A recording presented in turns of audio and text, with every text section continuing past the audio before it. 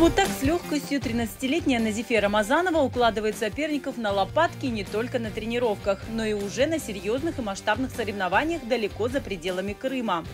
В секцию по вольной борьбе воспитанница Симферопольской спортивной школы номер 7 пришла всего полгода назад, но за это время добилась весомых результатов. Скажу честно, что в вольной борьбе девушек не так много. Думаю, что банальная такая причина этого, то что это достаточно мужественный вид спорта. Здесь нужно проявлять характер для того, чтобы становиться победителем. Каждый раз нужно доказывать себя, преодолевать.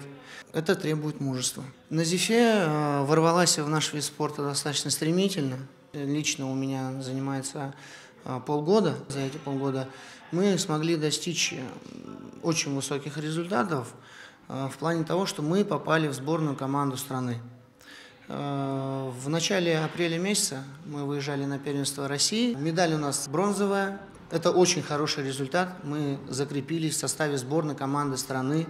И теперь Назифе среди сильнейших девочек. И она претендент на то, чтобы поехать на первенство Европы. Несмотря на волевой характер, упорство и физическую силу, Назифе очень скромная девушка и своими успехами делится сдержанно, но о своих дальнейших планах говорит уверенно. Я несколько лет занималась дзюдо. Полгода назад я решила попробовать себя в вольной борьбе. Пришла на борьбу, мне это понравилось, я показала себя. Теперь я буду стремиться еще больше, чтобы поехать на первенство Европы. Родители Назифе выбор дочерью такого вида спорта сначала пугал, а теперь они ее во всем только поддерживают. Как мама я была против, чтобы она занималась вольной борьбой. Но с ее характером, она у нас девочка такая настойчивая, упорная, ей нравится.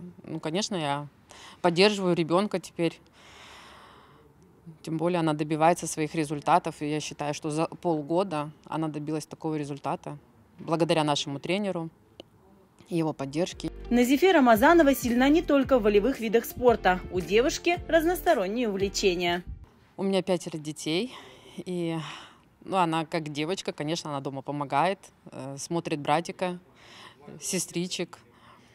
Она у нас еще танцами занимается, крымско-татарскими. Ходит в ансамбль «Йылдызлар» уже на протяжении 7 лет.